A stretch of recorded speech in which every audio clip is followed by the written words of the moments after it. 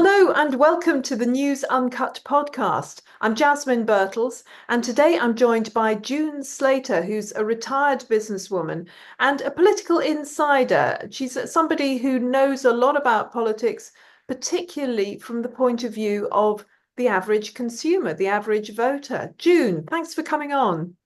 Thanks for having me on. So, June, you have been canvassing ordinary people for a while now to see what they're interested in, who they really rate politically. And you know a lot about what's happening with the Reform Party at the moment. How would you describe what's going on, the ruckus that seems to be happening at the moment? Bitterly disappointing. That's how I'd describe it. And we don't need this in our lives right now because I do believe the average man in the street has been let down by every political face in Parliament for nearly 20 years. They've been absolutely abysmal. And like it or not, reform is still the great hope for the future. And what politicals don't seem to understand, what matters on Twitter fades to nothingness in real life. And I do this with various issues, not just reform. If you want to know what people think, the best way to start is to find out if they're even aware of the protagonists. So I get my little clipboard when I'm going to do my shopping, and I stand outside and try and nobble a few people outside Sainsbury's or the Co-op and say, can I ask you 4 questions? Have you heard of these people involved in politics? And I usually vary the names a bit, but on the list is Rupert Lowe, Ben Habib, Matt Goodwin, and Nigel Farage. I've had about 95% success rate with everybody knowing Nigel Farage. Nobody's heard of the others. One bloke said, oh yeah, I think I've heard of Rupert. Was he involved in a football club? Fair enough. But they don't understand that. And what I keep trying to get through to political voices, and they're just not listening, is you need to put the people out there first. And whatever's going on with reform and whoever is right or wrong, this is people bolstering their own situation, using the public forum as I want to be the best leader for the country. Well, if you really believe that, surely it must have crossed your mind that spats in public do nobody any good. Nobody comes out, Farage, Zia, Rupert, anybody else involved, nobody comes out on top. You're all losers. Because reform lose Rupert, Rupert loses reform, and we lose our trust in people. Now, sadly, this is how I describe Twitter and Facebook, because I've been on Facebook 8 years and I've got about 200,000 followers. I've only been using Twitter about 4 years. Twitter's a bag full of ferrets. It's a boxing ring. You put something quite rational out and there'll be at least 50 people on the thread calling you 4-letter words, thick, stupid, whatever. Put the same blog out on Facebook and people will say, yeah, I see your point of view. I get where you're coming from. It's a completely different reaction. And I hope somebody political is listening to this, because your voters are not on Twitter. Your voters are out there. They're not looking at you on Twitter. They're not looking at you on Facebook. You've a proportion of them on Facebook. But those people on Facebook are going on Facebook to look at other stuff. Lab Bible, cat stuck in Venetian blind. What the biggest damage is here, as I can see, there's been rumblings of discontent, because I've got some political contacts in Westminster that I've relied upon to teach me about politics, because I don't understand. Like, for instance, I didn't understand that smaller parties with only 5 MPs don't get as many opportunities to ask a question in the House, which is where Rupert Lowe's been particularly brilliant, and he's got the questions in. Now, I'm looking at what I would call a pincer movement. You've got Rupert Lowe on the right, not taking any nonsense about immigration. And you've got Nigel Farage, who is 20 years into being battered about immigration, called a racist, called a Nazi. Even the Farage riots were named after him. He's took the stick. That boy's got the badge for the stick. And so that stick's been left with Rupert. And Nigel has been able to come across on other issues. And whichever way you look at it, let's just wind it back. The reason the people got their seats with the Reform Party, apart from Lee Anderson, is because Nigel Farage came back. It's not because you were that marvellous, and all of you need to remember that. It's because Nigel Farage gave hope. And those people out there would have voted for you if you'd have stood on your head and called yourself Ronald McDonald, whoever you are, and no matter how fantastic you think you are in because that man came back into politics. Now, after that point, it's up to you to do the work. And after that point, I believe someone like Rupert Lowe has been a bright, shining star who can guarantee himself a seat in the future, whatever badge he wears. He's done the job. He's doing it. He's the man. You know, my friend in Parliament used to send me little WhatsApp messages. She'd go, oops, she called him my boyfriend because I was that, made up with how he was behaving. Oh, your boyfriend's in trouble again. And then she'd put something like what he'd said in Parliament. And then she'd say to me, because she was experienced, you can't do any of this, don't you? Because this will happen and that'll happen. And, we've had this jokey banter between us. And because she's a Brexiteer, to be fair. So I think Rupert's done the job and he's ignited a lot of enthusiasm for people who have been ignored. Especially Tommy Robinson supporters who feel basically abandoned by Nigel Farage because he's been very strong in, not Tommy Robinson, don't talk about Tommy Robinson, because Nigel's been down the road before with this bashing that you get from the blob. And I do think that the other MPs have done well. Tice blows hot and cold, doesn't he? Comes out about net zero and you think, he's got it, he gets it, then comes out about something else. I think, oh no. But, Lee Anderson, one thing we've got to know about Lee Anderson, he's certainly got a sense of humour from those conferences they've had. And Nigel knows how to get the show rocking. He's the man that does it. He's, if I was starting...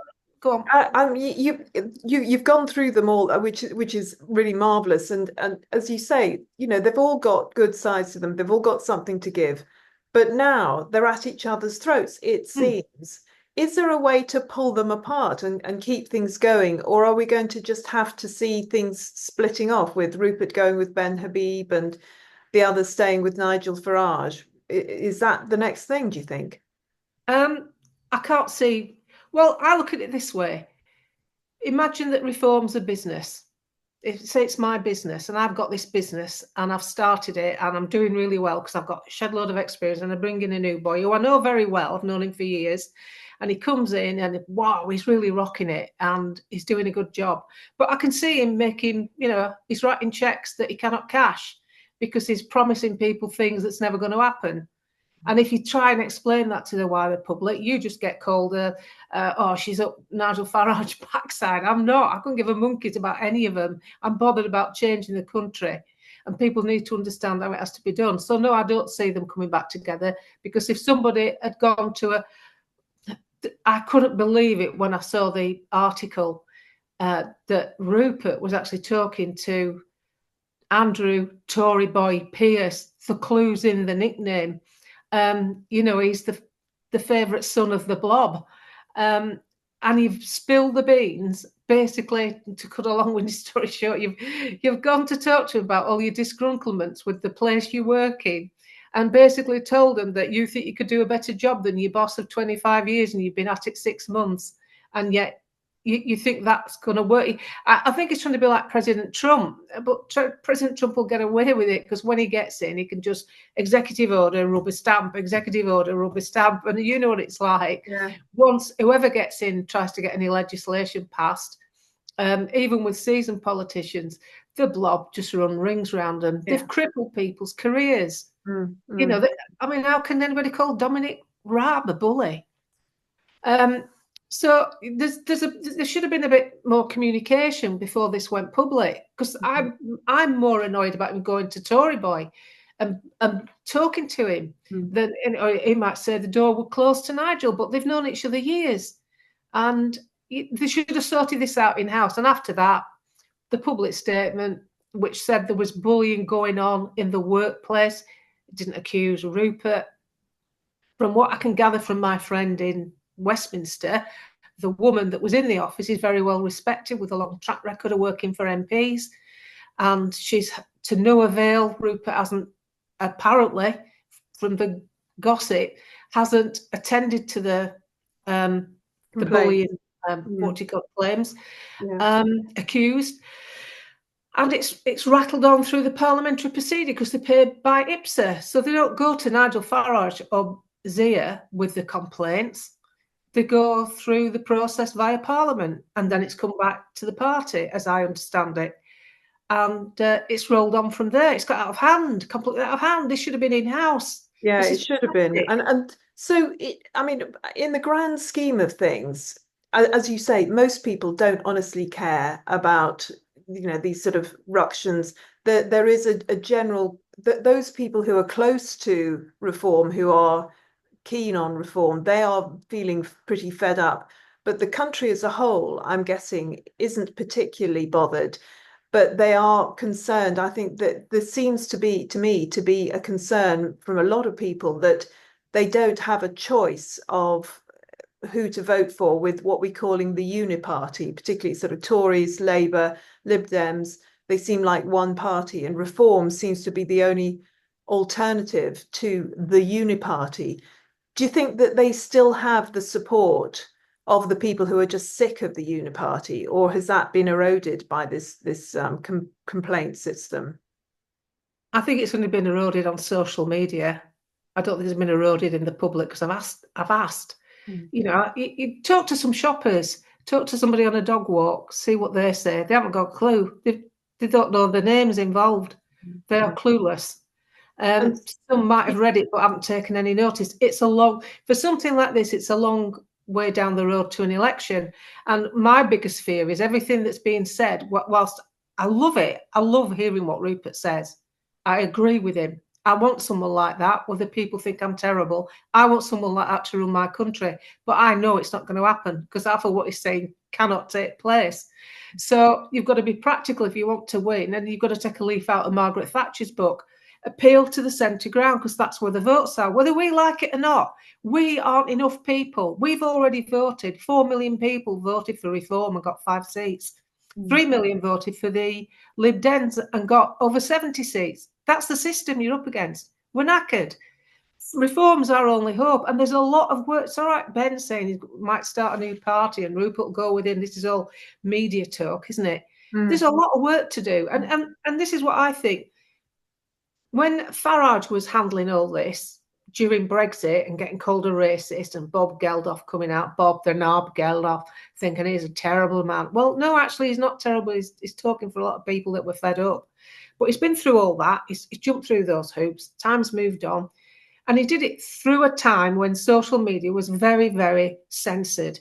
I got posts taken down with anything to do with the migrant crisis. Twitter was worse. And I wasn't on it anyway, but for anybody, Twitter was worse. Now, we've got politicians like Trump and the Reform Party who have now got a platform where they can breathe and say what they need to say, which is Elon Musk. And, I've had 2 tweets retweeted by Elon Musk, and, David looks at me to go, and? Because he doesn't follow social media. He's not really bothered if Elon Musk, he said he's got a rocket. You're never going to have a rocket, June. Why are you bothered?